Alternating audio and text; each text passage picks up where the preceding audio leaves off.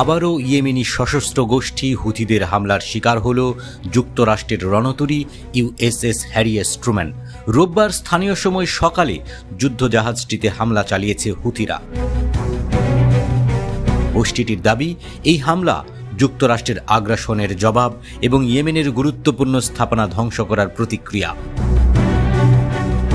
হুথিদের মুখপাত্র brigadier general Yahya সারি জানিয়েছেন, এই অভিযান কয়েক ঘণ্টা ধরে চলে এবং এতে নৌ, ড্রোন ও ক্ষেপণাস্ত্র বাহিনী একসাথে অংশ নেয়। তিনি বলেন, ইয়েমেনি বাহিনী একটি মার্কিন সরবরাহ জাহাজ ও ইউএসএস হ্যারি এস ট্রুম্যানকে স্থানীয়ভাবে তৈরি ক্ষেপণাস্ত্র দিয়ে আঘাত করে।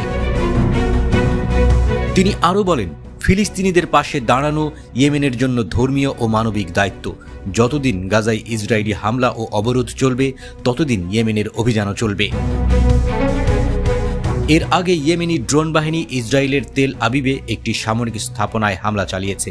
এতে ব্যবহার করা হয়েছে ইয়াফা ড্রোন। এই হামলাকে ফিলিস্তিনি জনগণের বিজয় হিসেবে বর্ণনা করা হয়েছে। এছাড়াও ইয়েমেনি আকাশ প্রতিরক্ষা বাহিনী যুক্তরাষ্ট্রের একটি জায়ান্ট শার্ক F-306 গোয়েন্দা ড্রোন ভূপাতিত করেছে। এটি শাহাদা প্রদেশে গোয়েন্দা মিশন চালাচ্ছিল বলে জানিয়েছে স্থানীয় গণমাধ্যমগুলো। স্থানীয়ভাবে তৈরি একটি ক্ষেপণাস্ত্র দিয়ে এটি ধ্বংস করা হয়।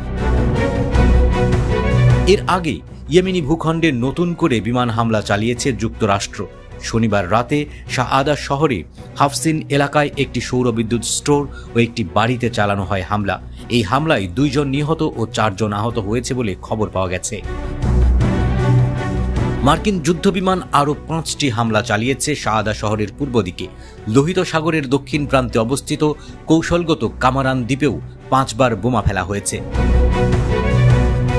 2023 সালের 7 অক্টোবর থেকে যুক্তরাষ্ট্র ও ইসরায়েলের লক্ষ্যবস্তুতে হামলা চালিয়ে আসছে হুথি বিদ্রোহীরা। মূলত গাজার মানুষের প্রতি সংহতি জানাতেই এসব হামলা চালাচ্ছে তারা। হুথিদের অনবরত হামলার মুখে বন্ধ হয়ে গেছে ইসরায়েলের এইলাত বন্দর। গাজায় হামলা না থামানো পর্যন্ত তাদের অভিযান অব্যাহত থাকবে বলেও হুঁশিয়ারি দিয়েছেন তারা।